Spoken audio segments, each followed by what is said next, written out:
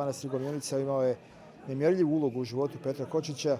Ovdje je i Bogu i narodu službovao njegov otac Gerasim Kočić. Hajde malo da se osvrnemo na taj istorijski moment.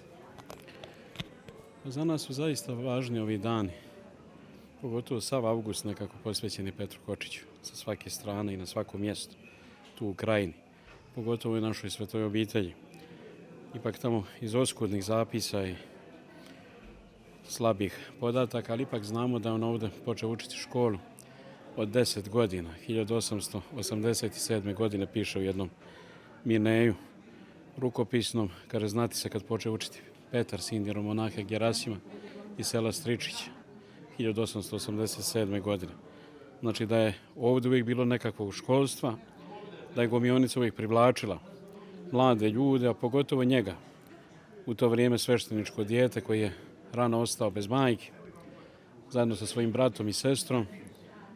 Ipak prepoznali su ovu svetinju njegov otac da posveti ostatak svog života kao monah, a on kao pravoslavni hrišćanin, što se i kasnije pokazalo dalje kroz njegov život, da je zaista bio bogonadahnut, jer vidimo u njegovim dijelima na mnogo mjesta pominje se manastir, pominju se monasi, žitelji tada manastira kao i žitelji manastirske parohije tu svih u okolini po imenu i prezimenu, hvala Bogu, svi istorijski potkrepljeni koji su živjeli zaista ovdje na ovom našem prostoru.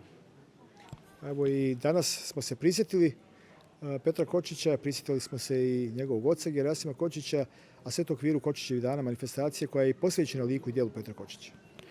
Pa kako sam isto našao, negdje i njegov otac je upokojio na Preobraženje 1905. godine, tako da taman ovih dana kada crkva proslavlja Preobraženje, pominjemo i njega u našim molitvama kao i uvijek.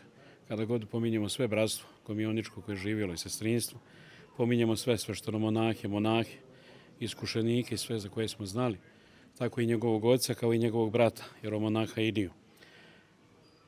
Danas je zaista važan dan za nas, jer u crkvi je zaista uvijek važno to sjećanje i prisjećanje, nezaborav. Jer svi nekako želimo da budemo u sjećanju Božjem, da nas Bog ne zaboravi, ne odbaci, tako i sa ovim našim zemaljskim sjećanjima. Prosto tako treba, prosto tako smo nasledili, tako želimo. Evo danas naš grad obilježava, prosto da kažemo, dane Petra Kočića.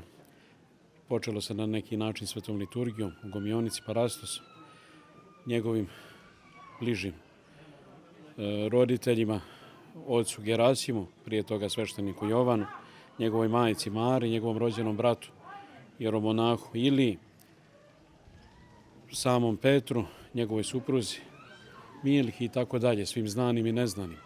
Tako da je to bitno kroz tu sliku sjećanja da se završi i to crkveno. Prosto Petar je neko ko je spojio duhovno i zaista ovozemaljsko, tjelesno. Toliko je divno pisao, divno opisivao. Svima je do dana današnjeg ostalo u sjećanju, kogod se bavi, kogod želi da čita. A evo vidite naš manastir u posljednje vrijeme da je nekako sav u znaku Petra Kočića. Postoje raznorazni likovi u našem parku kroz raznorazne spomenike. Prvo samome Petru, pa poslije Davidu Štrbcu, u toku izrada spomenika Luji i Jablanu.